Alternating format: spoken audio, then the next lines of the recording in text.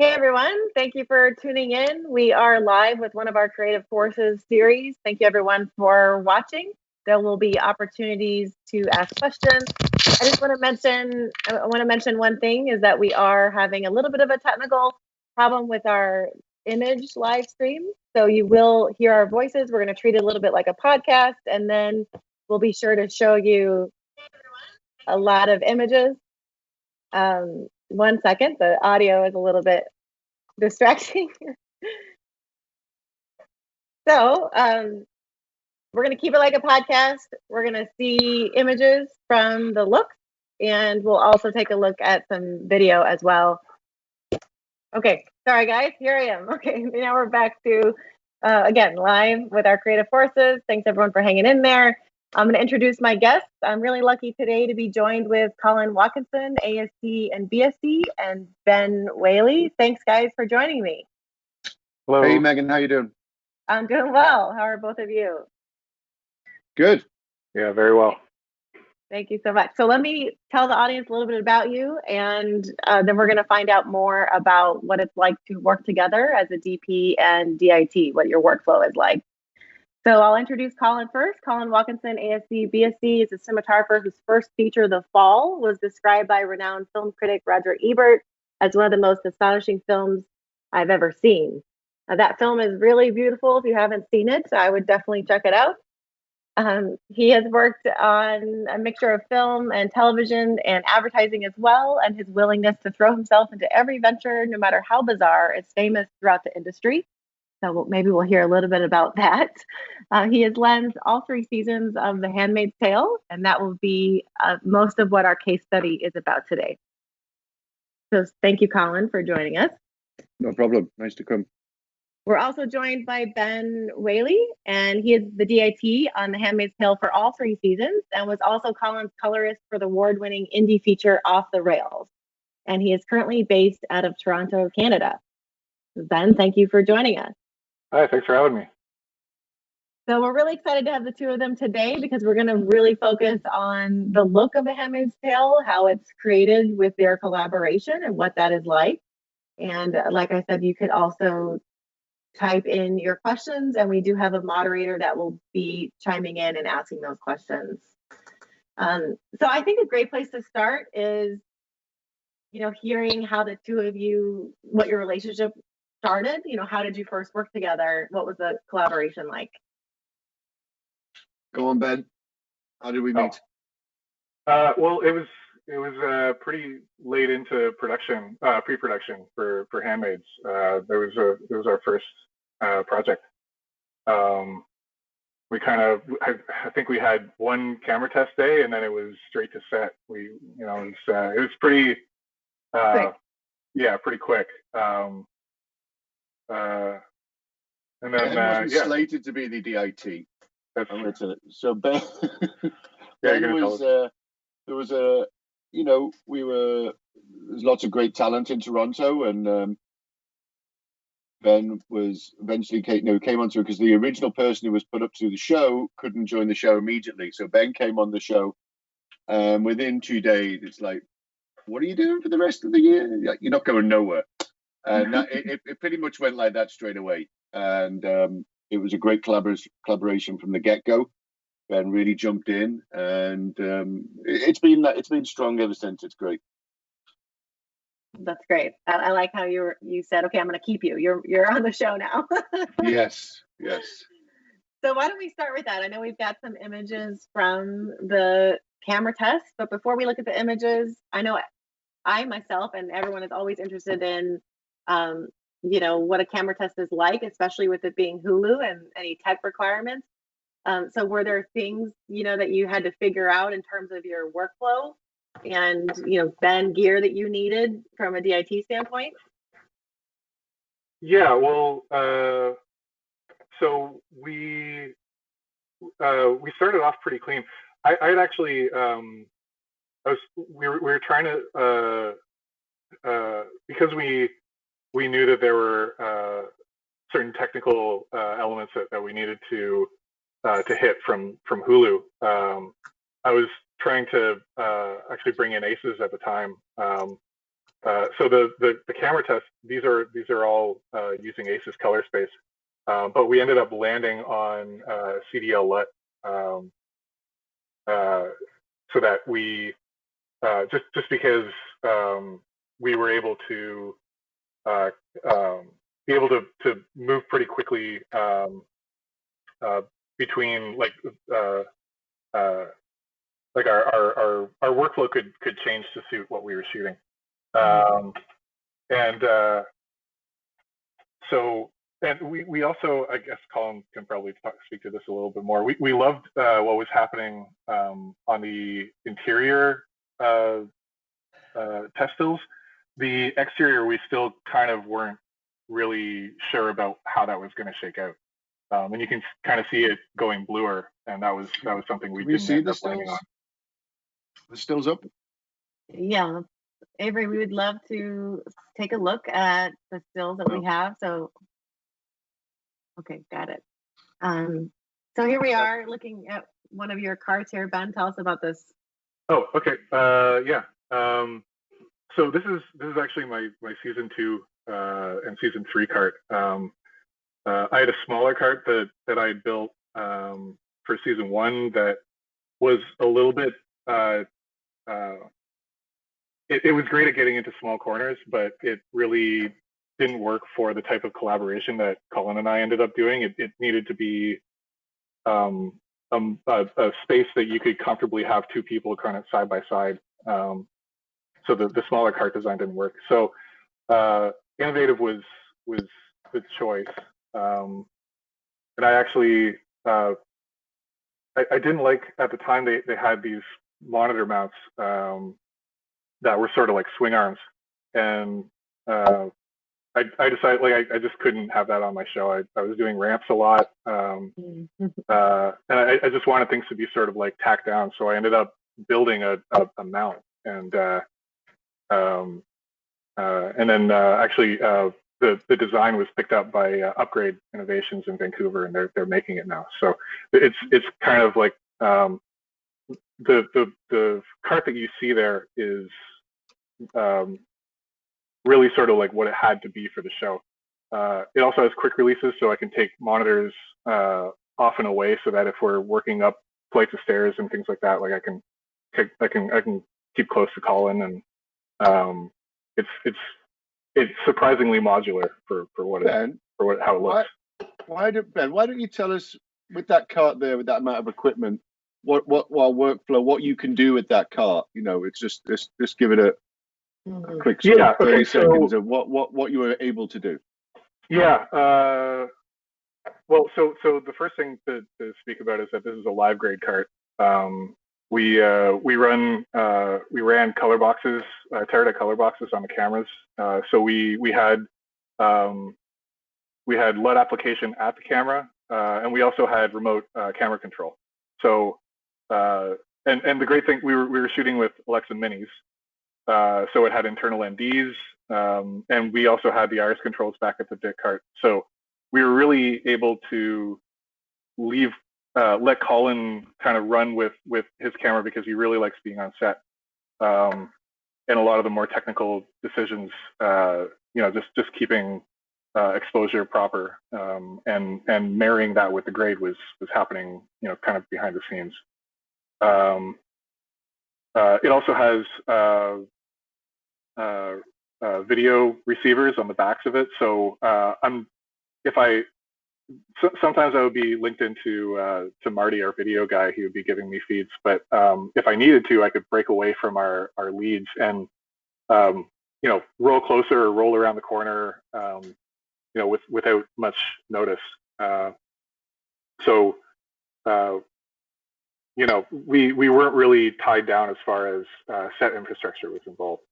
And then so Ben, when we take the footage in from the cameras, it comes into you, and then we do our color bit. Then how do you spit it out? What do you spit it out to, and where does that end up in the dailies chain? Just explain a bit about that. Yeah. Okay. So our live grade CDLs, I'll be bringing them into live grade to package, or sorry, to Resolve, DaVinci Resolve. And that way I have kind of a second chance at just honing in whatever might have been like a little bit off. So there's another, like there's a chance to polish it up before it goes to dailies. Once it hits dailies, it's sort of unless something is really wrong, I always prefer like the dailies guys to sort of just transfer it as is and not really mess around with it too much.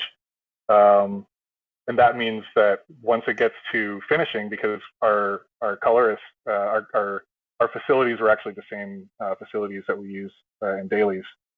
We're using Deluxe here in Toronto.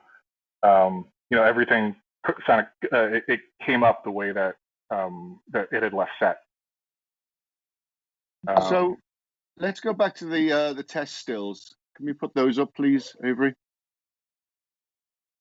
Here we go. So Ben, there's the test stills up there. And again, we were talking about the interior. We were more aesthetically pleased with the interior stills than the exterior. And on day one, that became very apparent when we were shooting exterior day one.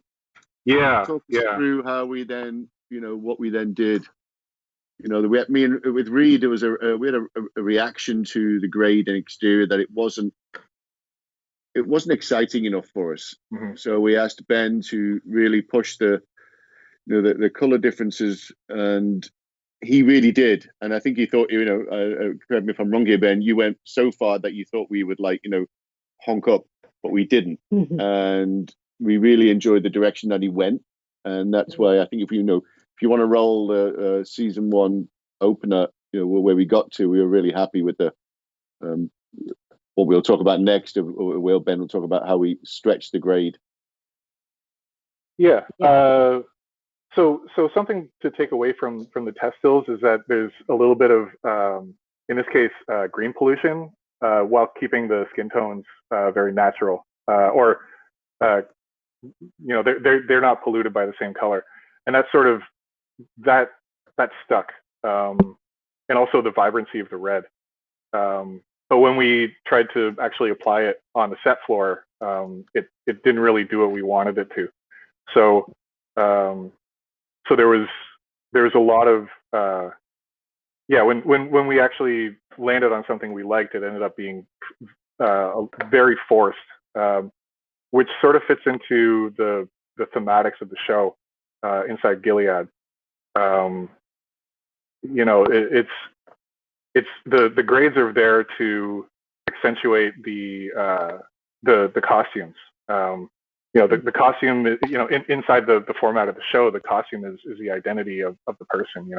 This class system right. Makes kind of tries to force the character, like the individual, back, and you'll see sort of like a flattening out in the grade of colors that we that aren't the pivotal color that we choose to show off. At the same time, like that kind of allows us to it allows something a little bit more painterly, which is a term that Colin really likes to use.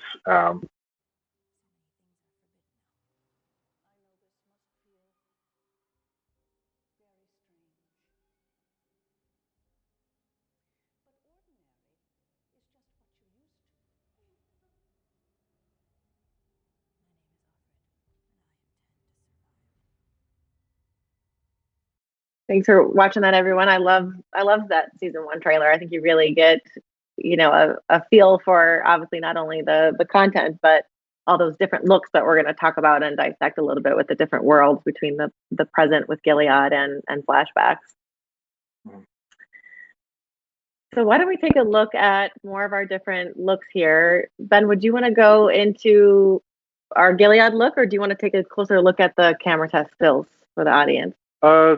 Maybe we'll. How about we go to the Gilead panel, okay, and then we'll do flashbacks, maybe. Okay, that would be great. Yeah. So Gilead, just speaking about sort of,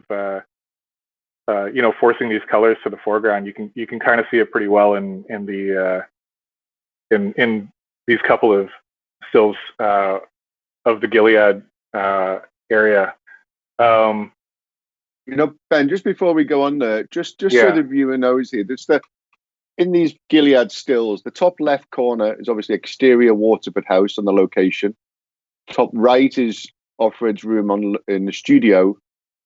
Bottom right is location of the what's the name house, wasn't it? Where what was the name of their house? I can't remember. But that's location, and then bottom left is studio again. So you've got location and studio here to think about how we then tie it all together. Yeah. And we did mostly the sets kind of came a little bit later on. So we did a lot of location shooting to start the show, and then we got into studio and went like, okay, like how does this all connect? You know. Mm-hmm. We did shoot the pre-ceremony scene in the lounge in the location before we built the set. Do you remember? And so it's a very different look, but again, it was the pilot did go much stronger, and then as we then opened up the story, we realized we had to open up elements of the lighting so we could see stuff, but then trying to still tie it into how we started. And I think these pictures are a good indication of that, of how we sort of started leaning into. I mean, it's funny looking at that picture now, bottom left with blue night. Ben, we initially we were like not trying to go for a blue night, but there you go, it's clearly blue. Yeah. Sorry, go. Okay.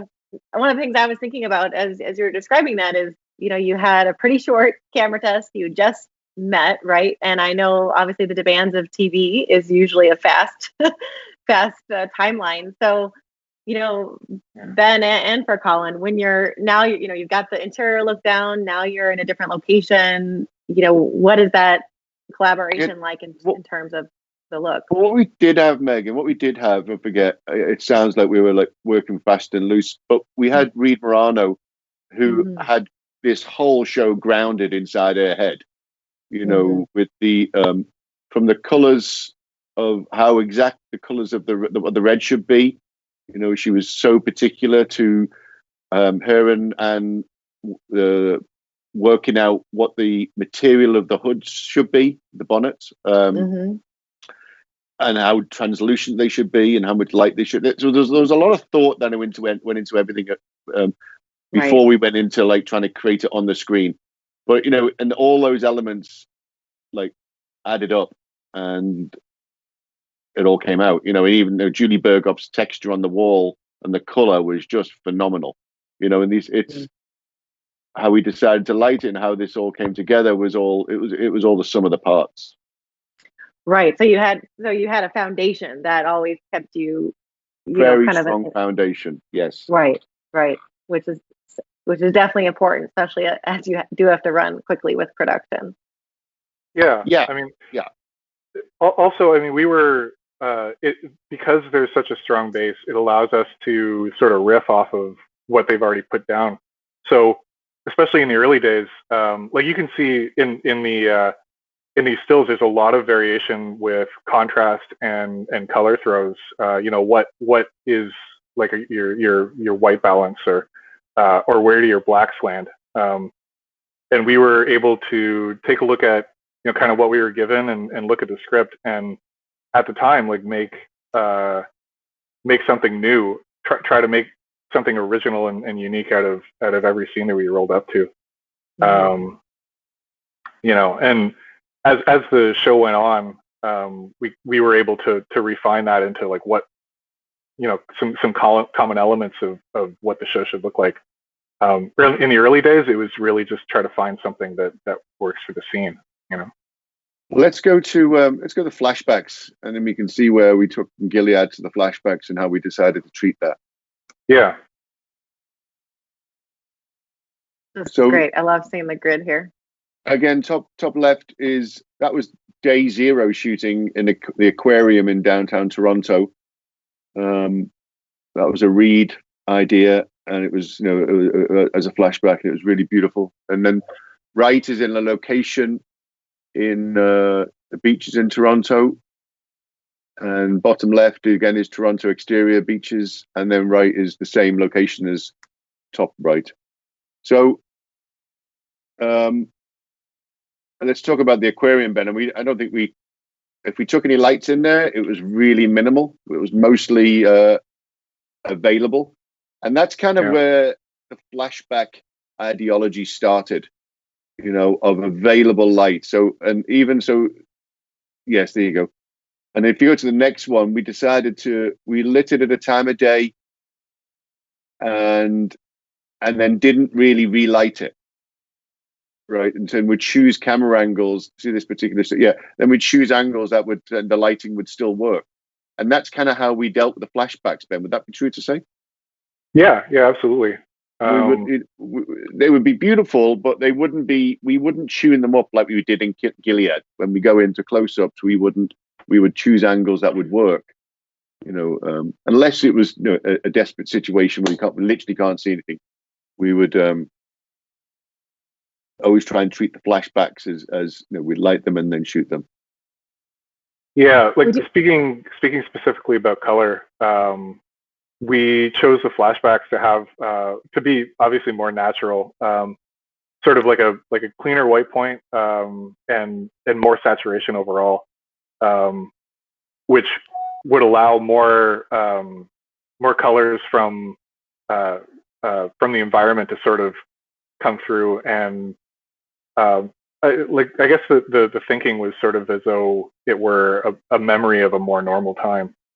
And then to be able to smash cut to like something in Gilead that looks very very beautiful, but completely different. And something we kept talking about was doing these offsets, these splits between wanting to Gilead was beautiful because it was depraved, and because the subject content was so heavy.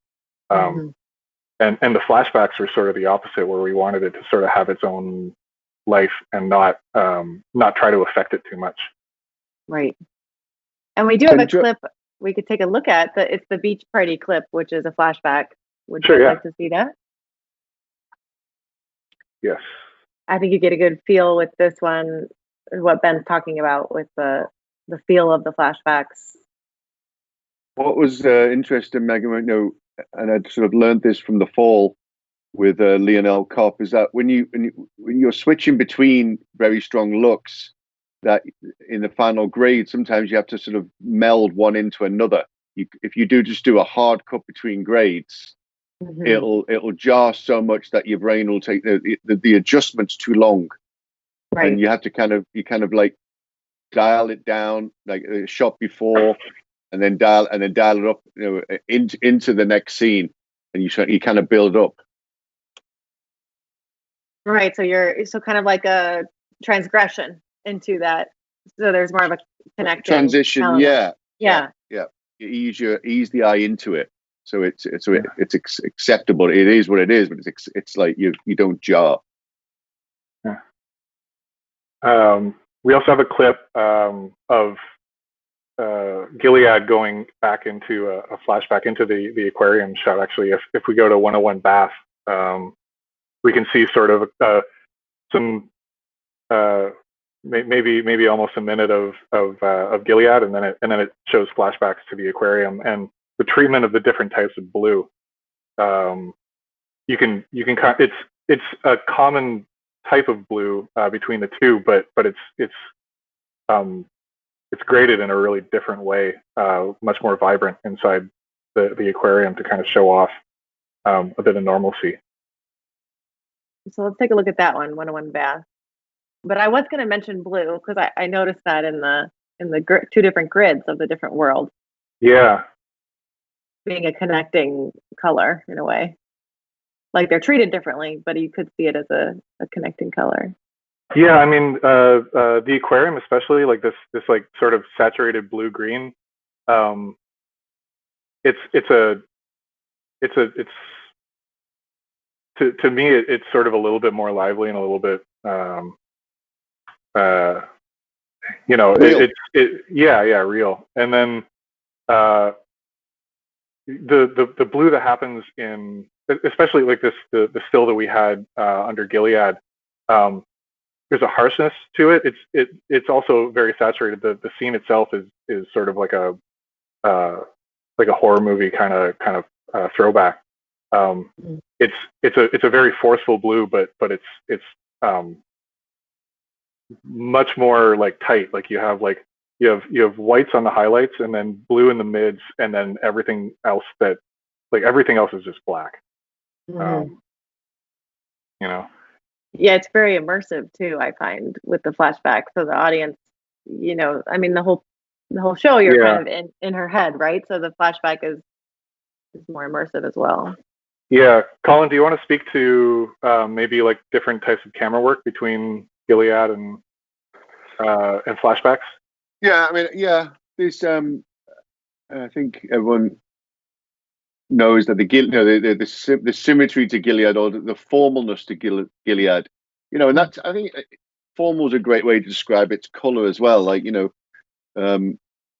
the real world seems more pop art, especially looking back on it now, and Gilead, still remains in this classic world of, all the colors are very considered and stuff. But the camera work was the same as well. There was more, Reed's verite style was what the flashbacks and, the initial, what was that, 5 to 7 minute sequence, when she comes in, it's, in the forest, this real intense sort of handheld camera work, immersive camera work, compared to the constraints of Gilead, which is, and the camera represents that. Right. Yeah, absolutely. I also know, Colin, in terms of your lens choices, some people would be curious about that as well. I've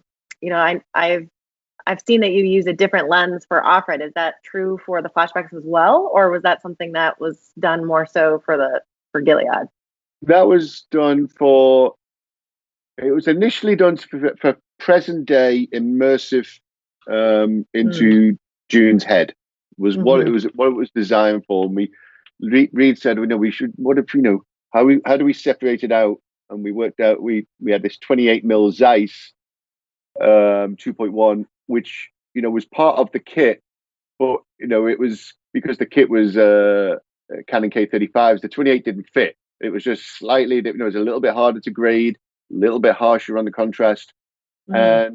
But it had a very unique perspective look. So we used that, and that became her lens. We only ever used it in, I'm going to say, I think we only used it in Gilead for her internalizations of what was going on in Gilead. I know it kind of, it's hard. No, it's something like that. It got slightly towards the end of, I don't know what season it was. We thought that the lens had been used too much, so we put it to bed for a bit and brought it back out. Tried to bring it back out more sparingly as it was initially. So it had a poignancy. But that's very true. So the rest of the show is shot on Canon K35s, which are from like 1979, 1980. They've since been rehoused. They're really beautiful. They flare beautifully. They have this gorgeous texture to them. They're soft, but they're not like, they're not, they've just got this soft texture to them, a creamy texture. And did I mention how they flare well? Yeah. My son rips the back out of me, but there's way too many flares in The Handmaid's Tale, he says. Why don't we talk a little bit? I'd be curious about how the show's look has evolved. So we talked about establishing it, having the foundation, the camera tests, the different locations, and how do you feel as the show has progressed? How the look's evolved. Ben? Yeah. Well, okay. So season 1 was finding it, and then season 2 was sort of honing it in. I counted up my starting grades from season 1 the other day, and I got to, I think, 45. So that's sort of just like that's one CDL or one grade would be built for a certain type of lighting scenario under a certain type of theme, and also we had individual sort of themes for who we were following. often it was Lizzie, but it wasn't or Alfred. But as we got further into season 1, we started splintering off into different storylines. So they all kind of had their own colors associated. Season 2, we kind of honed that down. I think I got down to maybe like 25 or so, and then season 3 was probably, I think it was 16. So there was a lot of like sort of, what does the show really speak to? And another thing that happened was we got a lot of winter. We started the show off in summer. We started shooting in August, I think, and by season 3 we were starting, I think, like in October, and that's already pretty cold in Canada. In Right. Right. So we weren't getting as much direct sunlight, which was causing us difficulty because the original grades had been built to showcase like this red handmaid's outfit. The idea behind the way that the grade was built was that anything that the sun would hit would be a vibrant, like it would almost have a little bit of orange in it, or a little bit of yellow in the highlights of the red, and then on the shadow side it would be blue. So it would have like its own split inside of the dress. It wouldn't just be one red. But without sun, you don't have that. So we had to find our red again, and also what Gilead looked like with snow on the ground. Where everything was white, right, instead of having like a green offset. Why don't we take a look at a clip, Ben? I know we have a kitchen scene from season 1 and season Sure. 2. Would those be nice to look at? So we'll take a look first, that we can keep talking through it, but we'll take a look at the kitchen scene from season 1, and then maybe look at that as well in season 2. I think the one, it's so beautiful too here with that sunlight. Yeah. Yeah.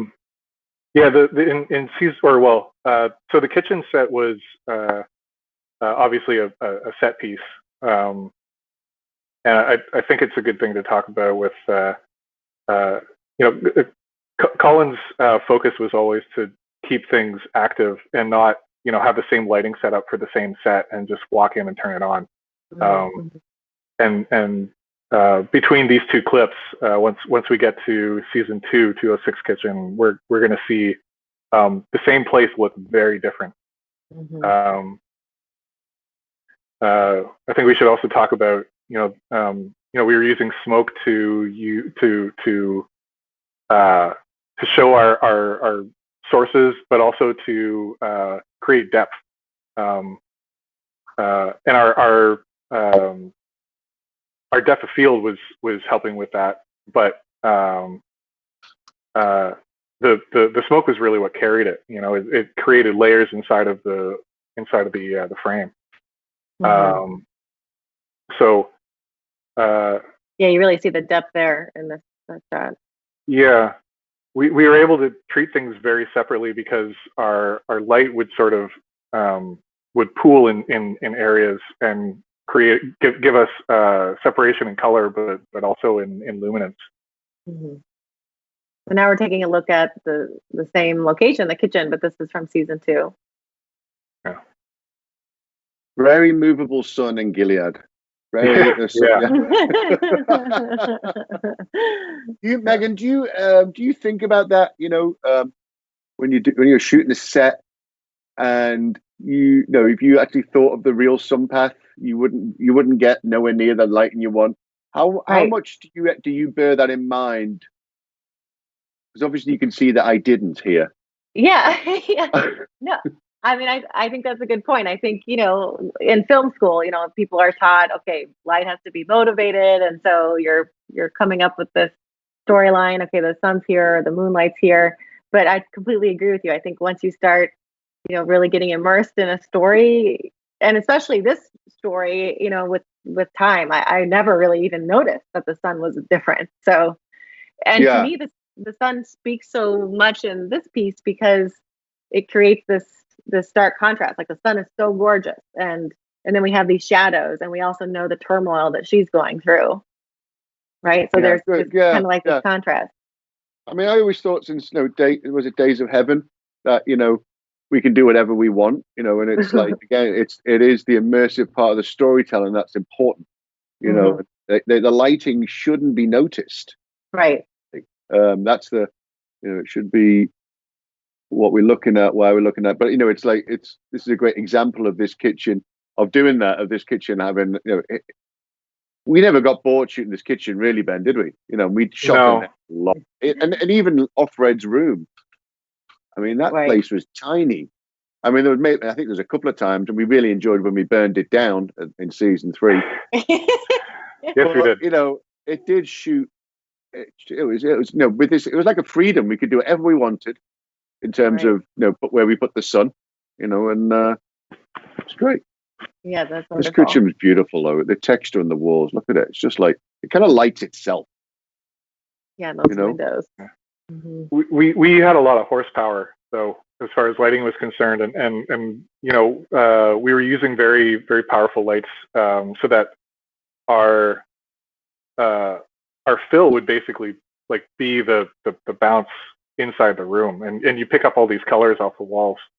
Okay, so we are going to take a look. I love seeing that kitchen, and definitely the difference between season 1 and 2, and hearing some of that. I think then one thing that I'm curious about with you and your workflow is what are some challenges that you had, in terms of supporting Colin and supporting the show. Is there anything you could speak about? Yeah, I mean, keeping up with Colin is really like priority number 1. A lot of other DPs would be very happy to have you tucked around a corner, and that's not Colin's style. He wants a more collaborative type of environment, and we're not always in the best places for to be able to do that sort of thing. For instance, the colonies in season 2 were very rough. We can bring up the colonies 202 colonies 1 clip, but we were in a quarry. They actually had to build a road to get us into the quarry, all of our equipment, and then we pushed everything up a big hill to be able to shoot this intro scene, or this intro shot. Season 2 especially had probably some of the most challenging locations. Also, along with Colin's with the K-35s that we had on the show, they weren't a part of the same set. They didn't all line up. So and because of the frequency at which we'd make decisions about, or Colin would make decisions about lens changes, I ended up having to build I had to stripe lens rings that had all of the lens markings on them, so that if I found out last minute that we were on 50 mil, I would be able to just whip the iris over and be able to have my markings right away. Which I had a still to show it. I don't know if now was the time to bring it up, but well, let's just talk about the colonies here, Ben. Yeah. Megan, let's just say Mike Barker, the director, did an amazing job on his. He'd never stopped with how he thought he wanted the colonies, and it was such a big ask, because the colonies were never described by Margaret in the book. There was only ever talked about, and so he said, well, what is it? And with Elizabeth Williams, the production designer for season 2, they came up with this idea, and color-wise for me, or me and Ben, was Anne Crabtree's costume here, the blue costume. That led the way. We knew that Anne was very particular. By this point, she was like the guru of Gilead when it came to color in terms of the costumes. So she chose this, and then with Elizabeth, we decided, we created these large blue things, and then we worked on the color of the bag. And then me and Ben had to tie it together. We knew what we had. We knew what the interior was like. We started, Ben, we went into the grading house in Deluxe day one. Okay, sorry everyone for some of our interruptions. We're going to get to some questions and then wrap it up for now. So I know we've got some questions from the audience. I want to make sure you get answered. Yes. Colin and Ben, a rather simple question, hopefully with a big answer for you guys. You've talked a bit about the different things you guys do, but what would you say are the key aspects of your guys' working dynamic? What makes you two as people and as personalities work so well together? That's a good question. I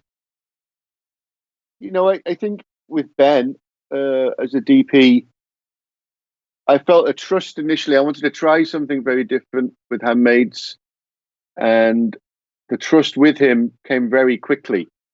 And and Ben's work ethic is truly fantastic. He puts everything in 110%, and he also can take the criticism, and we can work together and not agree on some things, but still work together, and we can work together to find what we need to find. And that's what I truly enjoy. It's like we can debate, disagree, and then we'll still get there and in a satisfying manner.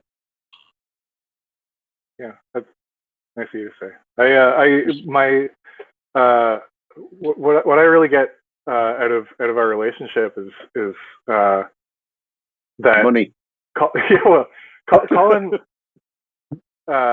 Colin is very trusting, and he'll let you go down a rabbit hole even though maybe he doesn't see where it's leading, to try to find something interesting.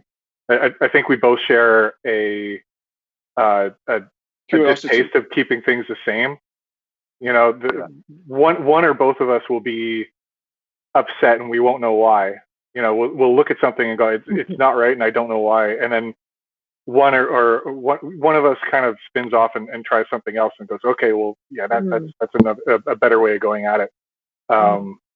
Colin is also like a very dynamic and creative lighter, and and he's also not afraid of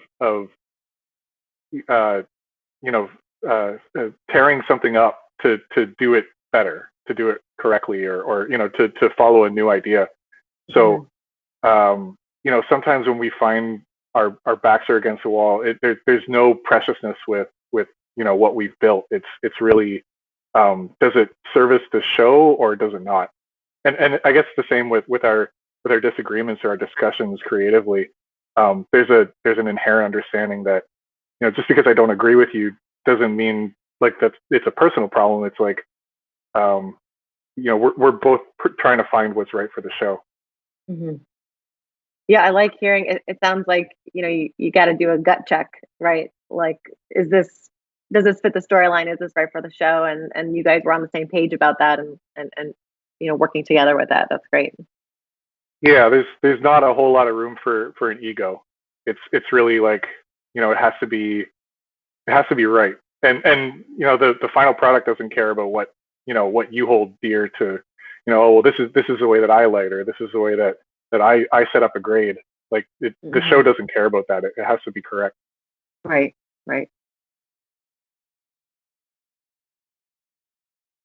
I know there was another question from the audience. Alex, go ahead and ask that question. Yes. The other one that I have is very similarly connected to what you guys just talked about. It's kind of the blueprint for the next one, which is more putting yourselves in the shoes of a recent graduate, somebody that's starting out in the industry as a cinematographer. What are the characteristics one should look out for when looking for a DIT partnership, and vice versa as well? What should a DIT be looking out for in a DP? Like, how do you build these connections when you're really just starting out? Go on, Ben, go for the DIT to DP one first. Sure. I think when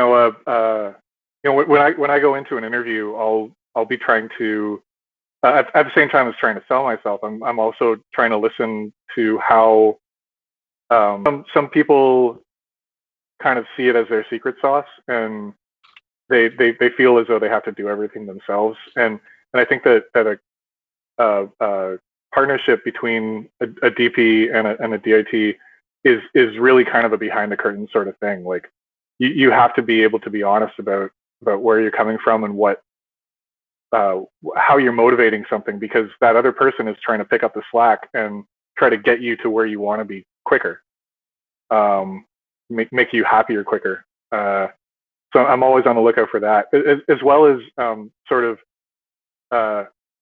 another thing that I like about Colin is that even though he might not know how to get to a certain thing, if he comes to me with an idea and he doesn't know how to explain it, I can try a couple different things and be able to hone in on what he wants to get done. What nonsense he was talking about.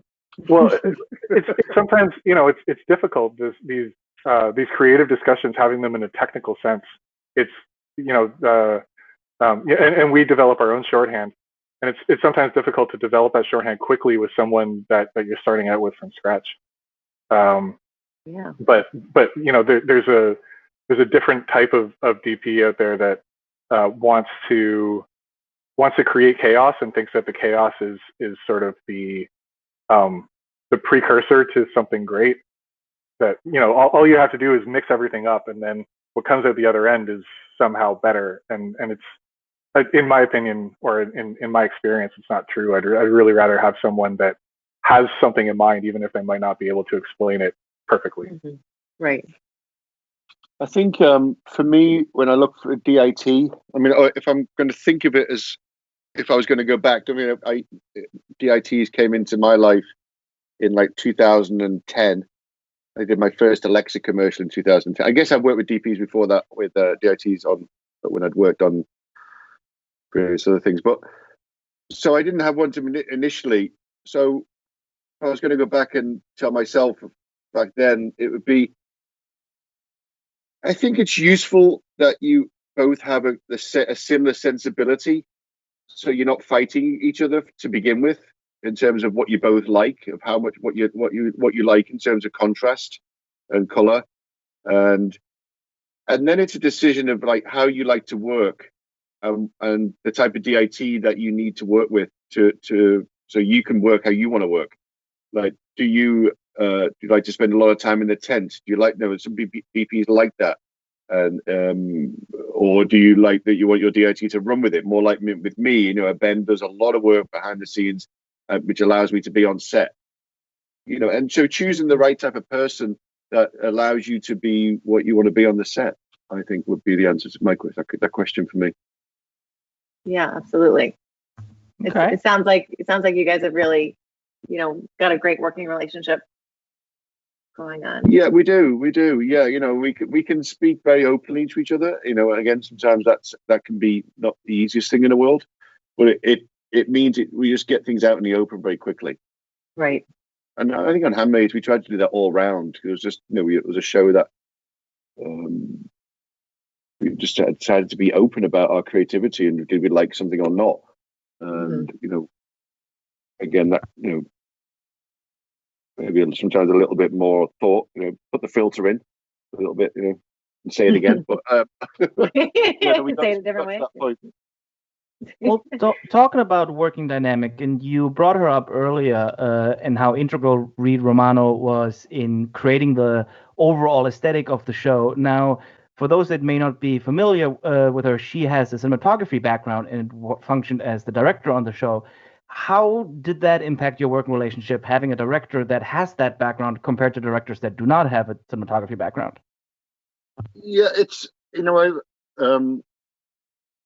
Reed's an amazing cinematographer, and it was only helpful to the show that she was a cinematographer, and I loved it. She's very insightful with color, with composition. She excites you with the music. It's a very encompassing, immersive situation with Reed Morano, and you kind of cling along for the ride and enjoy it. Our executive producer's listening to us. That's cool. Lizzie's listening, and she says hi to Ben. Oh, hi. Hello, Lizzie. Lizzie. Thanks for tuning in. So I've got a couple questions before we end here. Kind of just a look and some advice as well. But this is for both of you, but also for Ben. What do you see in terms of technology? Are there things that going forward, are things that you wish you had in terms of technology, or do you feel like there's so many tools or is there something that you can't do yet that you're just kind of dying to do? I think that camera technology has come such a long way, and you can do so much more with a camera these days, and I think camera manufacturers are still learning how. I guess a lot of the newer popular cameras are you see sort of a hit and miss on functionality and remote functionality. For me, something that's really important is being able to make these changes to the cameras on the fly, and be able to, man, sometimes it would just be like Colin would be like would run up 3 flights of stairs with a camera, and it's all like concrete steps, and like there's no way I'm going to be able to match him. So I grab an iris control and grab my phone, and how like I have a little mobile like a Wi-Fi hotspot that I can use to interface with the cameras, and that's all I would have is my phone, a little box, What's that called, and my broccoli. Oh, broccoli. Yeah. I even have a sticker on it that said broccoli, so nobody would steal it. Right.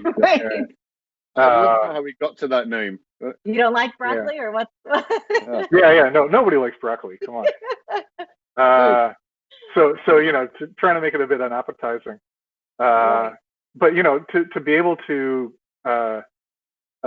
keep these cameras with a full range of functionality that I can do stuff on my phone, and very like, it's nice to have all the bells and whistles in front of you, but when that's not possible, you still need to be able to accommodate, because I'm not gonna go over to Colin and try to explain to him why I can't do something, right, or why the iris isn't moving. Like that's why a couple times, it's like, well, why am I at a 2.8? Oops, like I wasn't fast enough, so you have to make those options, those occurrences as few as possible, right, or you lose it, And also sounds like you have to have your plan B ready to go too. Oh right? Yeah. It's all gotta click. It's all Lego. It's all gotta click apart and reconnect and get smaller, get bigger. We want to have like the big show when we're in the studio, but that's just not appropriate when we're in a tiny little apartment and you're fighting everybody for space. Right. But I think another thing is being able to, speaking, I guess, as like an intermediary between this technical world and Colin's creative world, is getting these 4K plus Super 35 sensors off the ground, because we're finding it hard to keep people happy inside the network, looking for the numbers that they're asking for, but still using the lenses that we've chosen. Right.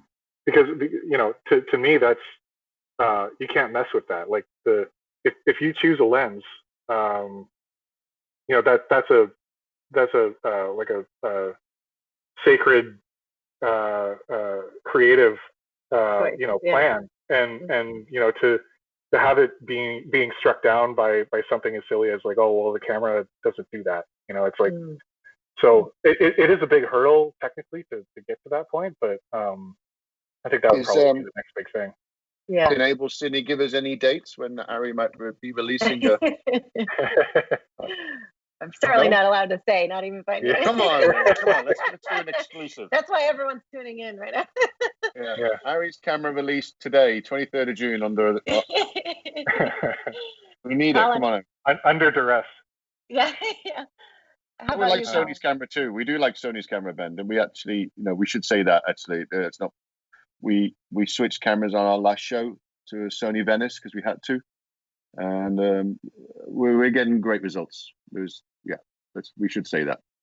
That's Yeah, great. yeah. But speaking again, like from just a technical background, I think that the Venice still has a long way to go. And there were a couple decisions made, like if we're going to talk about like remote connection, why would you put like a Ethernet port on the operator side under the shoulder mount? It's insane. So now I can't connect to the camera. Oh, I see. Yeah. Little things like Write that. a letter, Ben. Write a letter. Come on. Yeah, exactly. But if we're talking about what I guess our job description is becoming more integrated into every set, and little things like that mean a big thing. Right. Absolutely. Colin, how about you? Anything technically you look forward to or you think about in terms of what's on the horizon? Or is it more, from the creative standpoint, always the story, and so the technical is? Yeah, I'm always looking for anything, any little bits of kit. I always try and try something. I tried on the Apple show. I tried the. Oh God, I can't believe I brought this up on the top of my head and I can't remember the name. It was the Cine Fade. Where the you can change the iris with a filter at the same time, and to reduce the depth of focus with like nothing else changing. That was interesting. That was the last bit of kit that I thought, oh, there's something interesting, but it was very hard to get into a narrative. But I'm always on the lookout for anything like that. That's anything that's an interesting way to tell a story. Right. Sorry. Go on, man. Watching Colin over the last few years, I think another thing that's really pushed his game has been LED technology. And getting light in places you never thought you would. Little eye lights and things like that make a huge difference, and it allows us to keep our foreground heavy, but still have readability. Yeah. No, the gaffers, Rick Thomas and Jonathan G'day, and down to Tom, all those guys on the handmaids have really jumped into the LED world, and from us from the color side, it's been so useful because we've been able to adjust minutely levels of blue, levels of warmth in our shadows, and it's been so useful to us having being live grading and then having LED technology on the set, and then being able to literally adjust so finitely the colors. It's been a lot of fun, and that's, I guess we've been doing it now for a few years, so to us it's just like normal technology. Mm-hmm. But where that can go, I mean, with with iPad technology, in terms of we're using the Titan tubes now, which we can control off the iPad. That sort of immediacy is quite amazing. And that thing, going that to the next thing is the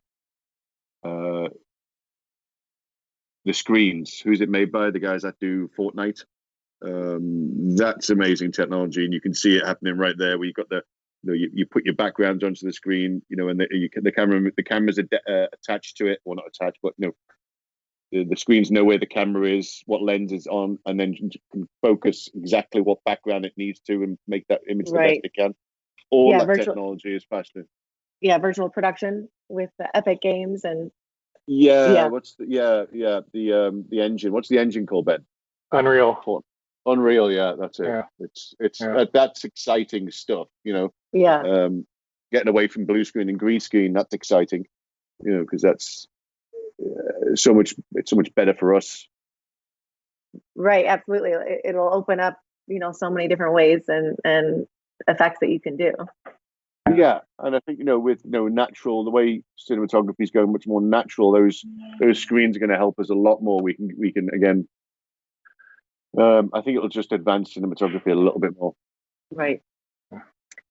Well, guys, I've got one last question before we wrap it up here. I know, all of us or most of us have been doing the stay at home to stay safe, and I'm just curious what types of things that you guys have been able to do to stay creative or, inspired. Do you have you binge watched a lot of things? Are you reading books you hadn't read before? What's kind of been spending time with family?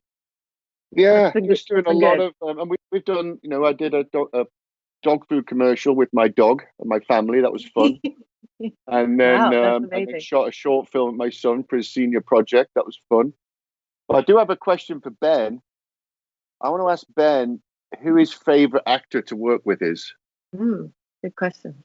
Might be somebody that you know, Ben. Somebody that might be on the chat, maybe.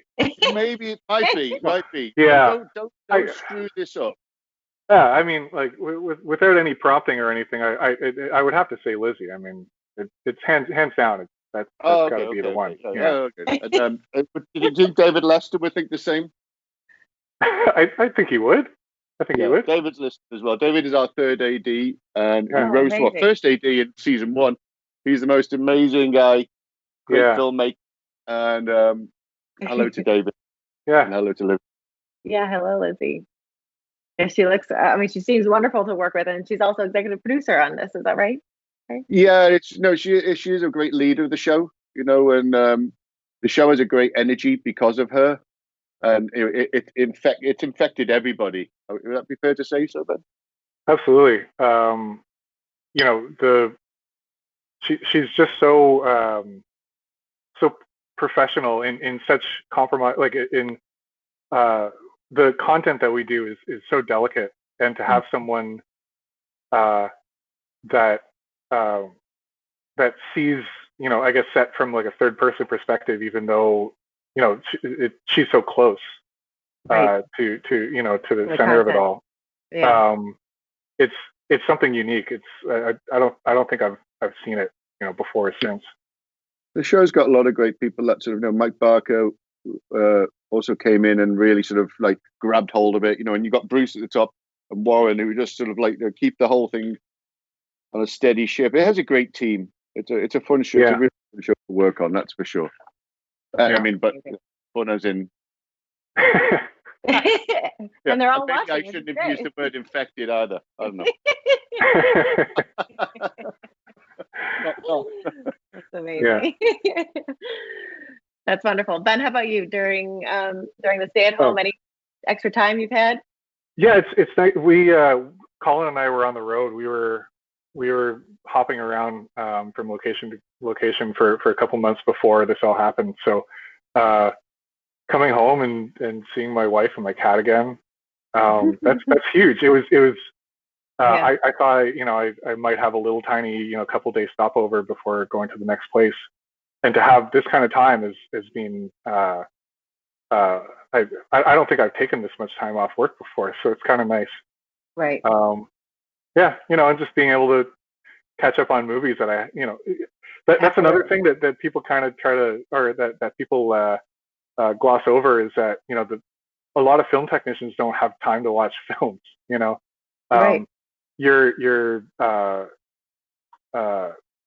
your references start to get stagnant after a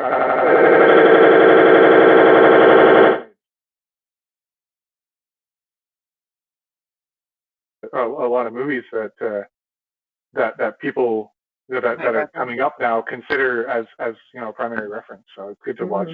Yeah. If you listen closely, you can hear the violins in the background. Then. yeah. But it's been great. Yeah, it's been great to have the time. Yeah, that's amazing. Well, thank you, Colin and Ben, so much for participating and joining us today, and for a wonderful conversation with your material. It's beautiful, and it's so great to hear about your collaboration. Thank you so much. Thanks for having us. Thank you, everyone, for listening in. Apologies about the technical, but I'm glad we got to have our conversation still. And thanks, everyone, for listening, and stay safe. And we'll catch you next week.